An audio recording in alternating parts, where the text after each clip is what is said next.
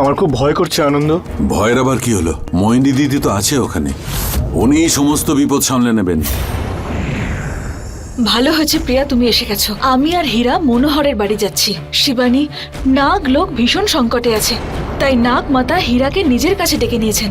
এবার ওখানে তোমাকে একাই সামলাতে হবে। এই সমস্ত ঘটনা নাগমণি না থাকার জন্য হচ্ছে। আজ আমি মনোহরের থেকে সত্যিটা জেনেই ছাড়বো। আস্তে দে সাপকে।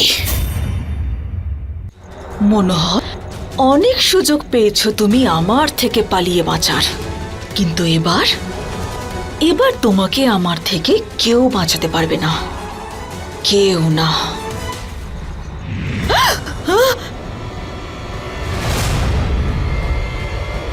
এটা কি এমন শক্তি যা আমাকে যেতে বাধা দিচ্ছে? একবার আমার এই মন্ত্রপুত মিশ্রণটা তৈরি হয়ে যাক, তারপর মনোহরের হাতে এটা লাগিয়ে দেব।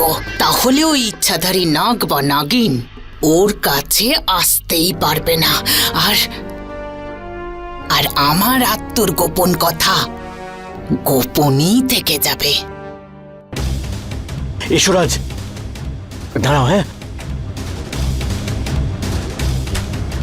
রাজেই বন্দুকটা নাও আর বাইরে গিয়ে পাহারা দাও, আর কাউকে ভেতরে আসতে দিও না। মনোহর স্যার, আপনি ঠিক আছেন তো? ওখানে ওই বয়স্ক মহিলা আর ওনার ওই অদ্ভুত পুজো, আর এখানে আপনার হাতে বন্দুক। আপনি এতটা ভয় পাচ্ছেন, আমার কোনো গন্ডগোল মনে হচ্ছে। তুমি কি প্রশ্ন করার জন্য মাইনে পাও নাকি কাজ করার জন্য? হ্যাঁ না, বন্দুকটা ধরো, ধরো বন্দুকটা, আর বাইরে গিয়ে পাহারা দাও। আর যদি কোনো মানুষ, পশু, পক্ষী যদি ভেতরে ঢোকার চেষ্টা করে তাহলে তাকে ওখানেই গুলি করে দাও। যাও যাও, বাইরে যাও।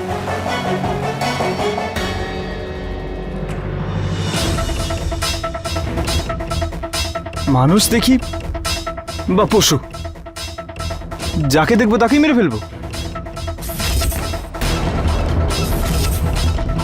না আমি এই লোকটাকে পছন্দ করি, আর না ওর দেওয়া এই কাজটা। বড় মালিক যদি আদেশ না দিতেন না,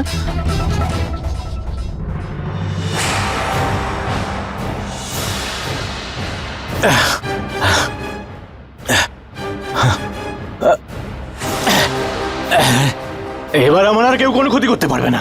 হ্যাঁ, আমি মরতে পারি না। না, আমি মরতে পারি না। না না,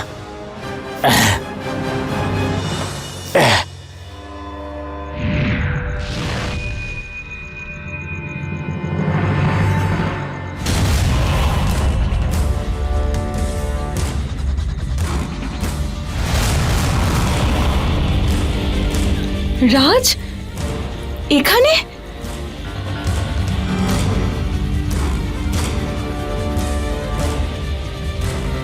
এই মহিলাকে? আর ইনি এখানে কি করছেন?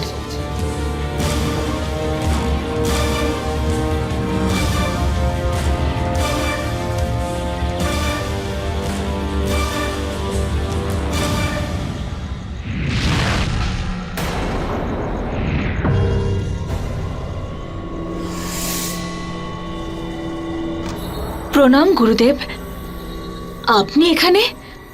সব কুশল তো? শিবানী, এখানে খুব বড় একটা বিপদ আসন্ন ঝড়ের মতো তোমার প্রতীক্ষা করছে, তাই আমাকে স্বয়ং এখানে আসতে হলো। সংকট? হ্যাঁ শিবানী, ভিতরে এক বয়স্কা মহিলা খুবই শক্তিশালী তন্ত্রমন্ত্র করছে।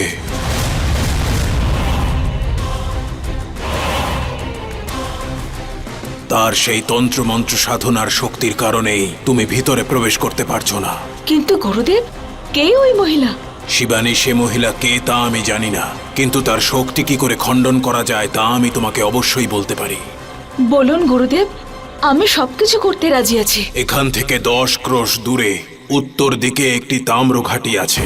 সেই ঘাটির ওপারে এক গুহা রয়েছে। সেই গুহাতে এক শ্বেত মহাশঙ্খ রাখা আছে। সেই মহাশঙ্খের ধ্বনির দ্বারাই এই বয়স্কা মহিলার শক্তির মায়াজাল ছিন্ন করা যাবে। এই মায়াজাল ভাঙতে পারলে আমি মনোহরের কাছে পৌঁছতে পারবো তো গুরুদেব? হ্যাঁ শিবানী, তুমি কেবল মনোহরের কাছে পৌঁছবে তাই নয়, বরং ওর থেকে সমস্ত সত্যিটা তুমি জানতেও পারবে। কিন্তু শিবানী, তোমার কাছে সময় খুবই অল্প। ওই বয়স্কা মহিলার সাধনা পূর্ণ হতে চলেছে। মা চামুণ্ডায় নমঃ। ওর সাধনা পূর্ণ হওয়ার আগেই তোমাকে ওই মহাশঙ্খ নিয়ে আসতে হবে। তোমার হাতটা বাড়াও।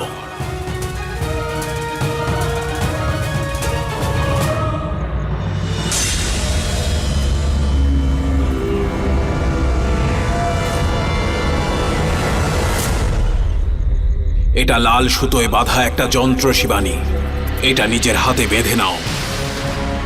শিবানী, এই যাত্রা মোটেই সহজ হবে না। এই যন্ত্র নীল হয়ে যাওয়ার পূর্বেই তোমাকে ওই মহাশঙ্খ নিয়ে আসতে হবে।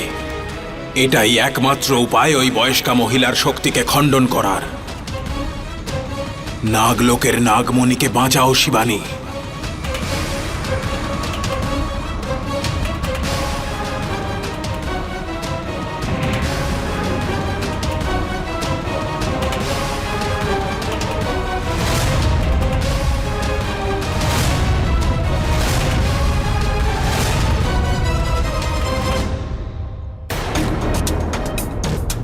নন্দিনী, এটা তুমিও জানো আর আমিও, আমরা শুধু বন্ধু নই, তার থেকেও বেশি। তাই আমরা যদি ওই রোহিত, আমি তো ভুলেই গেছিলাম, একটু পরেই ড্যাড ফোন করবে, আর ওই ফোনটা অ্যাটেন্ড করা আমার জন্য খুব প্রয়োজন। আর তুমি তো জানোই যে আমার ড্যাড সময়ের ব্যাপারে কতটা স্ট্রিক্ট। তাই আমি আসি।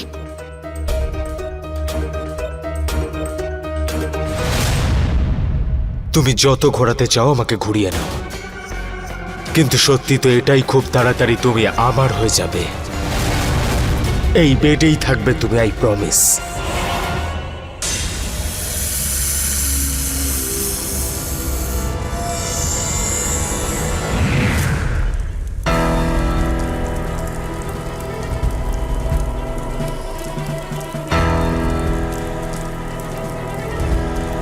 এ তো আগুনের নদী, এখানে তো জলের বদলে লাভা বইছে। আমার কাছে সময় খুব কম, আমাকে যে কোনো পরিস্থিতিতে এটা পার করতেই হবে।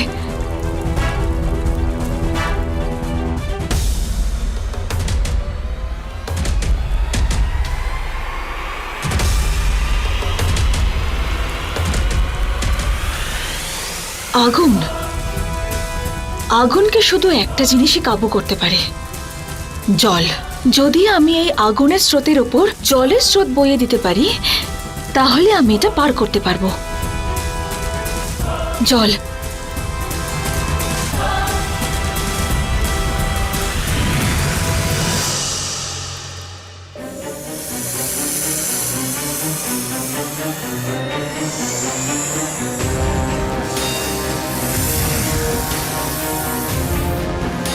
কুয়ো।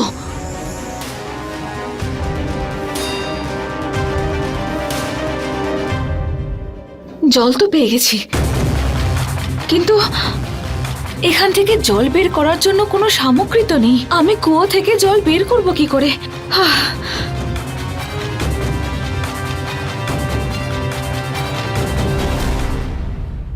একটা উপায় আছে।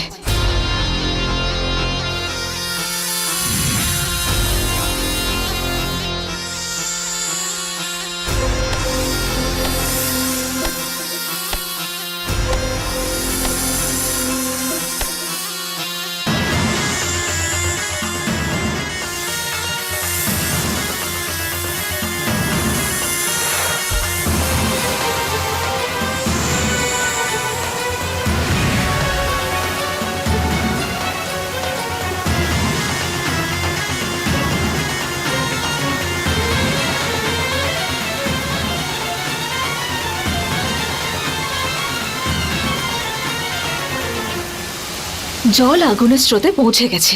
এবার আমি আমার শক্তি দিয়ে জলের স্রোত বইয়ে আগুনের ওপারে যেতে পারবো।